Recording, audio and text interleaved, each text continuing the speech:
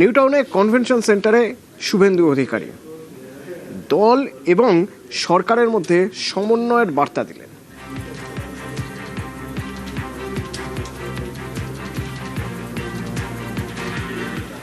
মুখ্যমন্ত্রী হিসেবে আপনাদের কাছে এই প্রার্থনা বা এটা আমি চাইবো যে সরকার এবং দলের মধ্যে সমন্বয়, সরকারি স্কিম, সরকারের উদ্যোগ, সরকারের ব্যবস্থা প্রকৃতপক্ষে এলাকাতে পৌঁছালো কিনা, যোগ্য বেনিফিশিয়ারির কাছে আমরা সেটা পৌঁছে দিতে পারলাম কিনা, ডক্টর শ্যামাপ্রসাদ মুখার্জির যে বিচারধারা রাষ্ট্রবাদ সেটাতে আমরা কাজ করছি কিনা। সবাই যদি বলেন ওটা তো মন্ত্রীদের কাজ, ওটা তো মুখ্যমন্ত্রীর কাজ, ওটা তো যারা জিতেছে তাদের কাজ, তাহলে কিন্তু যে বিপুল সম্মিলিত লড়াই এবারে রাষ্ট্রবাদী জনগণ লড়লো, এই বিপুল জয় পৌঁছে দিলেন, আমরা তার সার্থকতা লাভ করার ক্ষেত্রে আমাদের এক্ষেত্রেও আপনাদের সচেতন হওয়া দরকার।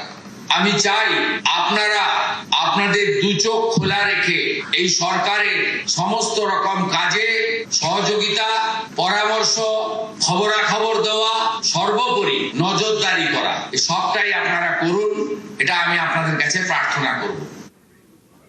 অনুপ্রবেশ রুখতে 3D অ্যাকশন কেন্দ্রের এখনো পর্যন্ত বাংলা থেকে 4800 জনকে ডিপোর্ট, হোল্ডিং সেন্টারে 836। বিএসএফ কে ল্যান্ড হ্যান্ডওভারের প্রক্রিয়া শুরু করেছি। 556 কিলোমিটার জায়গাতে জায়গা জমি দিতে হবে, আমরা 100 কিলোমিটার মতো জমি হ্যান্ডওভার করে দিয়েছি। তার মধ্যে অগ্রাধিকার ছিল চিকেন নেক এলাকা। সিএ এর আওতায় যারা পড়েননি সেই ধরনের অনুপ্রবেশকারী তাদেরকে ডিপোর্ট করার কাজ নিয়ম মেনে শুরু করেছি। এখানে এদেরকে জামাই আদর করে জেলে পাঠানো হতো, আমাদের ভাত, আমাদের কাপড়, আমাদের ওষুধ খেত এরা। হোল্ডিং স্টেশন বানানো হয়েছে, সেখান থেকে এখন অব্দি 4800 কে ওপার পাঠিয়ে দেওয়া হয়েছে।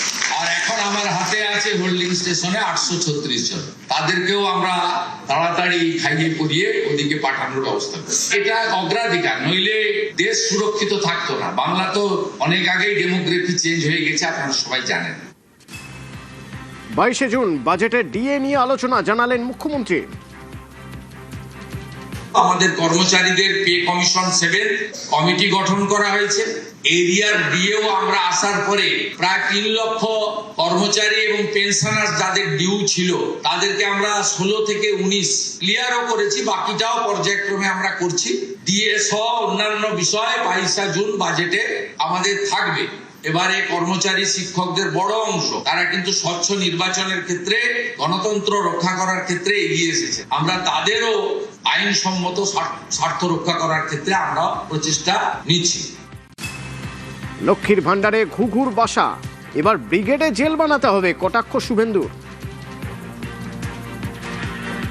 2,20,00,000 লোককে আগের সরকার লক্ষ্মীর ভান্ডার দিতেন, তার মধ্যে আমরা ধরেছি 27 লক্ষ এমন লোকের নাম ছিল যারা ভোটার লিস্টে নাম নেই।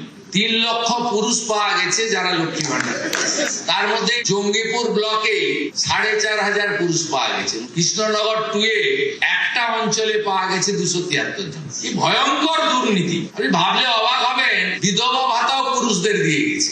এ যেখানে হাত দেওয়া হচ্ছে তো ব্রিগেড প্যারেড ময়দানকে জেল বানাতে হবে। আপনি যেখানে হাত দিবেন সেখান থেকেই পচা দুর্গন্ধ বেরোচ্ছে।